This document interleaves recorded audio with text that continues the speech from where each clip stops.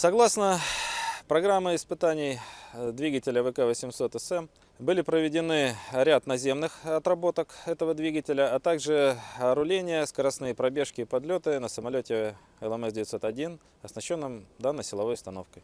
Испытания идут согласно программе испытаний. Полученные результаты позволили приступить к скоростным пробежкам и подлетам. Основные параметры силовой установки в норме, характеристики ожидаются согласно расчетным.